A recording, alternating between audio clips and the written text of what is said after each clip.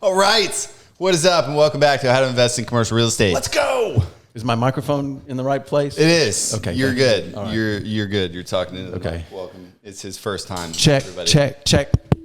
Brian. All right, there we go. On the show. I'm usually not here. I don't say anything, so. Yeah, it is a little warm now that you mentioned it. Okay, so yeah, we've been busy. Joel and I just got back from Detroit.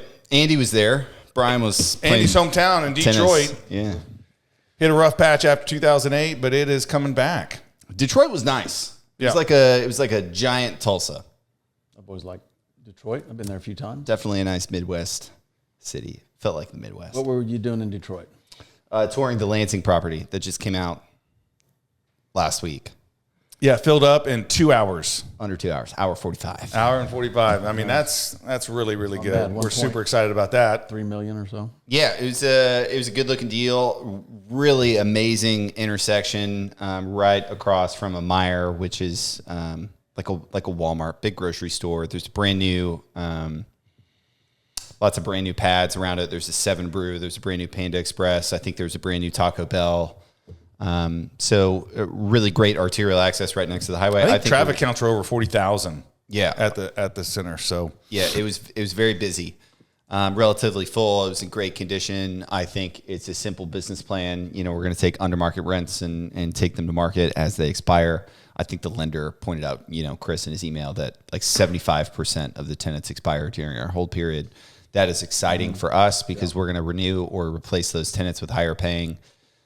Or just market rental rates. That's generally the plan. Mm-hmm. That's what we've been looking at. So we're going to close on that first week of September. And then a couple weeks after that, we've got a small medical office building deal anchored by DaVita Dialysis, which has got great credit. Mm-hmm. Yep. And then another tenant. We're going to launch that here in a couple weeks, and that'll close in the middle of September as well. Then we also just got awarded another deal. So hopefully that one we can close in end of October. I would guess, maybe beginning of November, but I just love to rack up a Q4 closing that's not in December. Yeah. We would rather not do that. I would rather not do that. Yep. But all in all, busy. Let's see, market issues. Crypto's starting to kind of run. Not investment advice. I'm not telling you what to do about it. We're just giving you the information. Inflation came out and it was better than expected, and that kind of pumped the markets to new highs. So S&P, I believe, hit an all-time high, maybe the Dow as well. But interestingly enough, Treasury rates are staying low, and all the reports that I saw, given this inflation report, it was like, hey, the Fed may have been green-lighted to give a rate cut or two before the end of the year. Great. So we're going to keep an eye on it, but we're buying with rates high, and we're happy if rates go lower. Yeah. So either way, we're gonna do well in that market. Yeah, if rates start to get cut, we've got a decent amount floating on prime. That'll be an exciting day. So whatever, yeah. But either way, I think we can get into today's topic, which is top 5 mistakes new people make when getting into commercial real estate, and I think these are just massive pitfalls that you want to avoid when you're going in. Some of them can really bite you in the tail end before you even buy the deal. You can open yourself up to liability and exposure. And I think we've probably committed a few of these. I was going to say, all of them. In looking at all 5 of these, we definitely, and we still look at these, right, and make sure that we're not making these mistakes. We go over these every single time we look at a deal. Yeah, despite maybe popular belief, we are learning as we go, and we are getting better and better.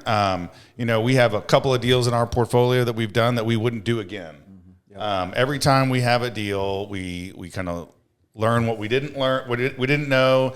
We understand what the hard pain points were. We understand what works, and then we take all that knowledge into getting the next center, or to at least evaluating all the centers on the market and say, okay, we don't like that one because we ran into that issue before, and we just try to evaluate it from that perspective. Even the good data, the good centers when it works. Why did this work so well? Here's why. Yep. All right, so what do you got, number 1? So number 1, I've got don't overpay because of emotions. This is easy rookie mistake. I think this is easily number 1. Yeah, we run into this when we find something in Tulsa, right? We know that we can go by and look at it. It's cool to drive by. It's cool. Oh, our gym is, I can own the building that my gym's in. That's going to be cool. But really, it's just based on the numbers, right? Yeah, and I think as a beginner, there's this psychology that you found something new and you want to get in, and you're thinking that, oh, here's a deal, and it does essentially work. I need to buy it. And what you don't realize is deals are going to come along every day, every week, every month, next year, the year after that. And so there's no shortage of deals to buy. One of my early mentors said the deal of the decade comes along once a week. And the thought process there is don't get too caught up in a deal that you have to buy right now. There's another one coming along. That just be ready for that next one. You don't have to buy the very first deal you get under contract. Be willing to walk away. Yeah, if it's your first deal and there's any sort of time pressure sensitivity, the answer is probably just no. Yeah, right. Like if it's by the end of the week, I'm probably out. It's just I'm getting started. I need some more time.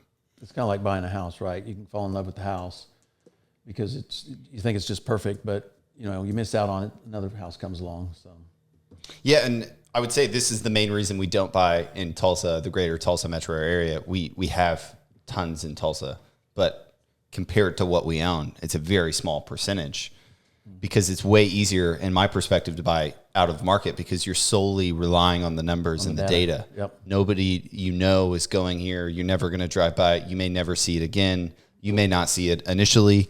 It's just zero emotion. You're buying a stream of cash flow and they give you a building that you have to deal with for free. If people thought about it that way, they'd really amp up. Anyway, we'll get to that. Well, okay, and look at it like this. Tulsa is a decent-sized city, and it's going to have good deals that come along. Sure. But not that many, and there may be competition. The sellers may not be that, desperate to sell. But think about how many cities that are big enough for us to buy commercial real estate in around the country. 1,000? Or I don't know, hundreds. Yeah. Some of them are multitudes bigger than Tulsa, so they're going to have several times the deal flow. And so the chances of us finding a better deal outside of Tulsa are just by the numbers good. Yeah. So, all right. Number 2, underestimating expenses. When have we underestimated expenses, and what are some areas where you could underestimate expenses? There's so many areas. I mean, you can start in just underestimating the cost it may take your attorney to review, and set up the operating agreement and title commitment. You may underestimate the due diligence expenses. I think as a general placeholder, we shove $50,000, $60,000 in due diligence expenses. 99% of the time, we're significantly under that budget, but we put that much in there because there's been a couple of times where DD ended up costing way more.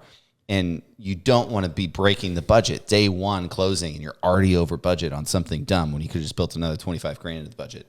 Mm-hmm.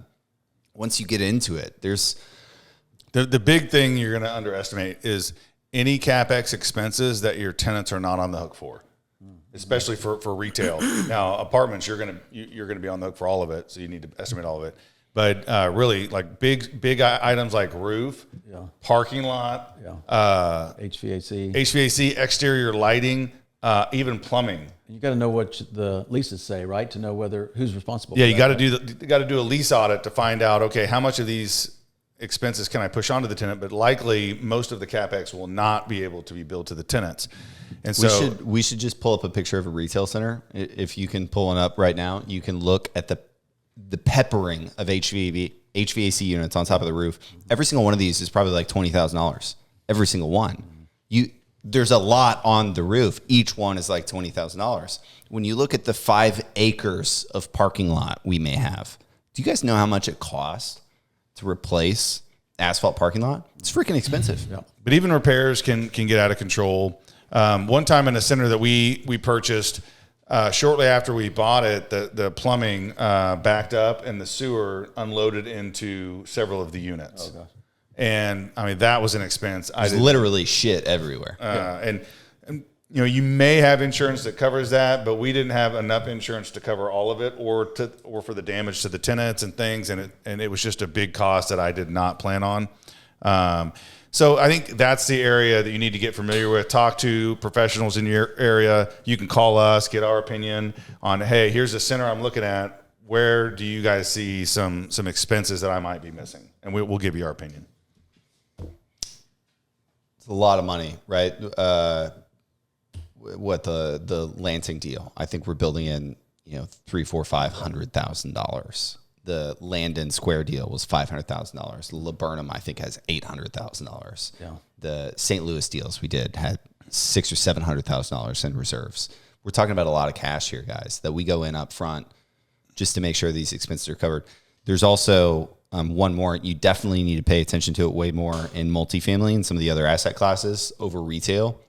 But when you're underwriting that net operating income, make sure you use post-sale tax valuations, tax adjusted NOI. The property taxes are most likely going to go up after you buy this because it's reassessed on the purchase price. So you need to factor that into your NOI. Are your tenants reimbursing that increase? Or are they not reimbursing that increase? That would be a big rookie mistake if you're not adjusting for the new taxes that are going to be based on the purchase price that you're paying. Yeah. In multifamily, that can be freaking huge, right? Especially with a seller that's owned it for 20 or 30 years in a municipality that may not adjust very aggressively. You could have a massive swing in NOI just from that. And you don't want to be caught, holding the bag on that mistake. Yeah. The brokers don't always build it in. They really don't. As for tax adjusted financials, tax adjusted real estate NOI. Yeah. Okay. Third, relying on projections instead of actuals. A lot of times, the offering memorandum can have some projections in them, right? But that's the broker's projections, right? Yep. So you got to make sure on. Here's what we do with broker projections. Yeah. Yeah, I mean, that's just their pro forma. They're trying to say, hey, if everything worked according to the plan, perfect. If everything's smooth, perfect. Then this is kind of what the NOI is going to look like. Yeah. If the roof doesn't cave in, even though it's 25 years old, if you never have to repair the parking lot, if all your tenants renew at market rent, they'll give you these NOI. It's like, man. Yeah, no vacancy. 600,000 to $1 million in 18 months. I don't know why they're selling this thing. And that is definitely a rookie mistake to take a pro forma NOI and say, well, this is what I'm going to get. You need to really dig in and understand, hey, what was the actual NOI that the owner put in his pocket last year or the year before or the year before that? And that is what you really need to go on. There may be some circumstances like they've recently leased some units, and so it's going to be higher in the future. But the expenses for sure, whatever they've been paying for the last 2 or 3 years is probably what you're going to pay. And you're going to pay more because you're going to have a tax adjustment. You may have some additional CapEx. So that's a big one. You're buying a stream of cash flow and they give you a building for free. If you're buying a stream of cash flow, wouldn't you want to see the financials? You literally, it's number one on the due diligence list when we sign a contract is that we want 3 years of financials, 3 years of what that thing actually did. Because that's what we're buying, is that those financials is what we're buying. Right. Okay, number 4, weak financing structure. Could that be too much leverage? Yeah. Letting the rates float and all of a sudden it's time to close and your rates are higher than they were when you made your projections? You got two of them. A third one would be too short a term. Oh, right. So your loan's due and you get a bridge loan, let's say, and it's due in 12 months. Well, the property isn't positioned in 12 months to go and get a refinanced loan, and the market's not great to sell, and now you're stuck. You can't get that loan paid off, but you have to pay it off. Yeah. So what you want typically as a beginner is you want fixed rate to protect yourself on fluctuations in the market that you're not going to be an expert on. You want to get as long of a term as you can. I wouldn't say, what I mean by that is maybe at least 5 years if you can get it. At least 5 years. You'll pay, 25, 35 basis points, maybe more for longer fixed. You can get longer. And then what was the other one? It seemed like there's one more. Amortizers. Yeah, I would say the longer you can have it amortized, the more cash flow you're getting. Yeah. All right. The last one is ignoring exit strategy, or I'd say not having an exit strategy, right? We always kind of know, we don't know exactly when we might sell, but we don't try to feel like we're going to sell it for a whole lot more than we bought it for in terms of cap rate, right? I mean, we might improve the cap rate, but ignoring your exit strategy could be a big mistake. Yeah, you have to, an IRR is a time value of money calculation, so you have to figure an exit to get these return numbers. It's always skeptical assuming you're going to sell for a lot better cap rate or you're just going to get all of this cap rate compression, unless you're inherently increasing the credit, through better, public tenants or something like that. So yeah, there's got to be a clear story that you can defend, that your lender can defend, that your investors get.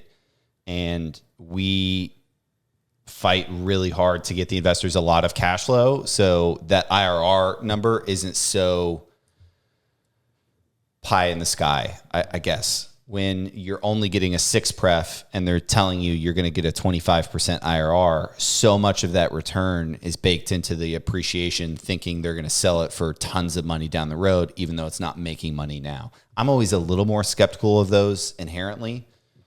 But I would say as a beginner, you typically don't have a really good grasp on how to put together an exit strategy. And what that means is, okay, how are you going to position this thing to sell? Yep. The loan that you're getting, how is that aligned with your exit strategy? Do you have a prepay that will keep you from being able to sell efficiently when you need to? Or just refinancing? Yeah. Do you have an appropriately long fixed rate to make sure you can get to when you want to sell it? Are you planning the market? Are you forecasting where interest rates are going? Is the market plan to get better? Are you anticipating a recession? I just feel like when you're investing your money and maybe investors' money, you need to just at least have a plan on what are you trying to accomplish. So when that plan is accomplished, you're ready to go. Do you have a broker that you want to use? Is that broker helping you on evaluation and timing?